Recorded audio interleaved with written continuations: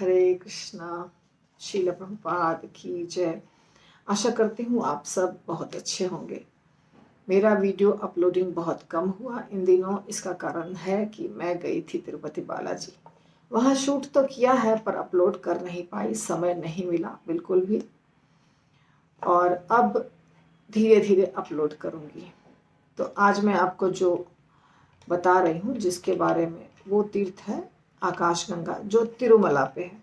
हमें बहुत ऊपर चढ़ना पड़ता है तिरुपति शहर से, जहाँ बालाजी का दर्शन है। बालाजी का दर्शन जो मेन मंदिर है उसमें है, और छोटे छोटे तीर्थ स्थल हैं जिसका दर्शन होता है। तिरुपति बालाजी अगर आप जाते हैं तो तिरुपति शहर नीचे है, पर जहाँ बालाजी हैं उसको कहते हैं तिरुमला, जो ऊंचाई पर है। हम लोग पैदल गए थे, चढ़ करके। पहाड़ है तो पहाड़ पे चढ़ने में बहुत समय भी लगता है और बहुत तकलीफ भी होती है। 3550 सीढ़ियाँ हैं और डिस्टेंस है 11 किलोमीटर्स, 11 किलोमीटर।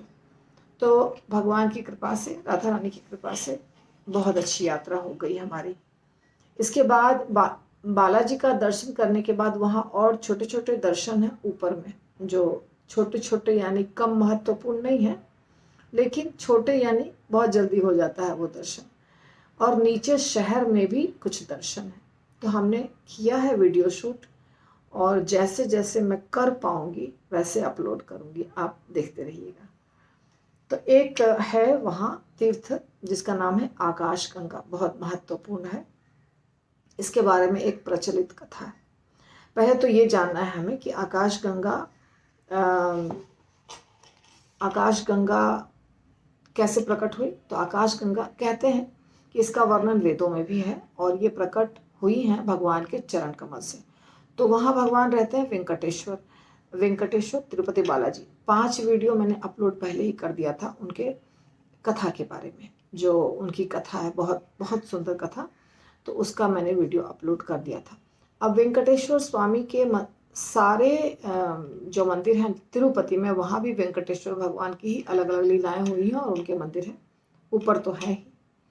तो ये कथा भी उनसे ही संबंधित होगी नेचुरली।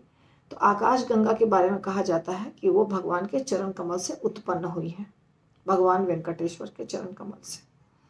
इनको पाप नाशिनी भी कहा जाता है, क्योंकि ये पाप का नाश करती हैं। हम जो भी पाप करते हैं इसमें स्नान करने से पाप नष्ट हो जाते हैं। सीढ़ियों से हम नीचे जाते हैं, वहाँ पे पाइप्स लगे हुए हैं दीवार में, जहाँ से जल गिरता रहता है आकाशगंगा का। कोई भी भक्त जाकर के वहाँ स्नान कर सकता है, बॉटल में भर के जल लेके आ सकता है। एक गंगा माता का वहाँ मंदिर है, वहाँ भी जाइए, दर्शन करिए, कुछ हुंडी में डालिए, और यदि थोड़ा ज़्यादा देंगे तो पुजारी आपके नाम से पूजा करा देंगे। और इनके बारे में कथा है, कैसे भक्तों के पाप नष्ट हुए, कैसे लोगों का फायदा हुआ।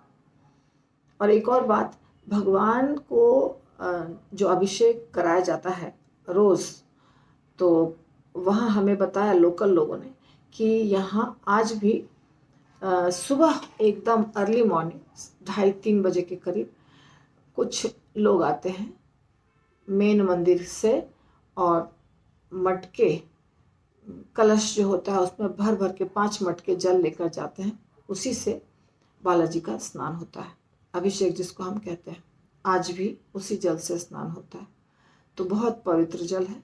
छोटे छोटे प्लास्टिक के बॉटल्स मिलते हैं वहाँ पे दुकान में, आप उसमें लेके भर सकते हैं, घर ला सकते हैं, अलाउड है, कोई दिक्कत नहीं।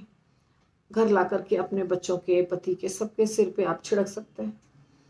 हमने वो जल पिया भी, और बॉटल में लेकर के भी आई। थोड़ा सा छोटा सा बॉटल मिलता है, इतना छोटा सा, आप बड़ा बॉटल में भी भर सकते हैं अगर आप बॉटल कैरी किए तो एक बार एक गांव था, उसमें एक ब्राह्मण रहते थे। बहुत अच्छे थे, ज्ञानी थे, सत्यवादी थे, शास्त्रों के ज्ञाता थे, वेदों को पढ़े हुए थे। अतिथि सत्कार करने का बहुत उनका ये था, प्रैक्टिस था। बहुत अतिथि का सत्कार भी करते थे, कर्मकांड भी करते थे। और उस ब्राह्मण का नाम था केशव भट्ट। तो एक दिन केशव भट्ट के यहाँ एक और ब्राह्मण आए, कोई और ब्राह्मण आए। तो वो ब्राह्मण भी पंडित थे, वेदों के ज्ञाता थे। जिस दिन वो ब्राह्मण आए उसी दिन केशव भट्ट के पिता का श्राद्ध था, श्राद्ध का दिवस था।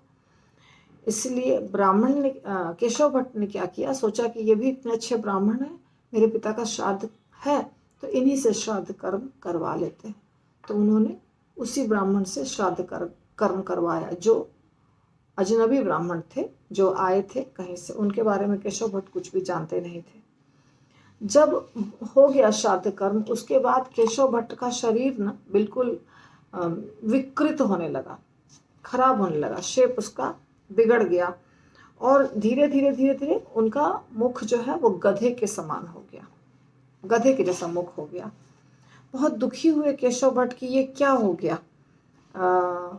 वो फिर वहाँ पहुँचे स्वर्णमुखी नदी के पास, स्वर्णमुखी नदी के पास पहुँचे। अगस्त मुनि का आश्रम था, अगस्त मुनि की कुटिया में गए और उन्हें सब कुछ बताया कि ऐसे ऐसे एक ब्राह्मण आए थे, हमने उनसे अपने पिता का श्राद्ध कराया, और तो हमने कुछ कराया नहीं है, लेकिन उसके बाद से मेरी तबीयत ऐसे खराब होने लग गई, मेरा शरीर विकृत होने लगा और मेरा अभिमुख जो है वो हो गया है गधे का। अगस्त्य ऋषि ने दिव्य दृष्टि से देखा कि कौन था, किससे इन्होंने सब कुछ करवाया। देखने के बाद अगस्त्य ऋषि ने कहा कि हे ब्राह्मण, हे केशव भट्ट, आपने जिस व्यक्ति से कराया ना वो श्राद्ध कर्म, वो व्यक्ति, वो ब्राह्मण संतानहीन था। तो संतानहीन ब्राह्मण के द्वारा आपने जो कर्म कांड कराया, इसके कारण आपकी ये गति हुई है। और इसको अगर आप चाहते हैं ठीक होना, पहले की तरह आपका चेहरा हो जाए, सब कुछ पहले की तरह हो जाए, तो आपको जाकर के आकाश गंगा में स्नान करना होगा, तब ये चीज़ जो है वो जो विकृति आई है वो दूर हो जाएगी। तो इसके बाद वो वहाँ गए और उनकी विकृति दूर हो गई। तो ये एक कथा है आकाश गंगा से रिलेटेड। तो हम लोग उस आकाश गंगा का दर्शन किए और सब लोग उसका जल लेकर आए, उसमें स्नान किए। तो मैं वीडियो को कनेक्ट करती हूँ, आप दर्शन कीजिए।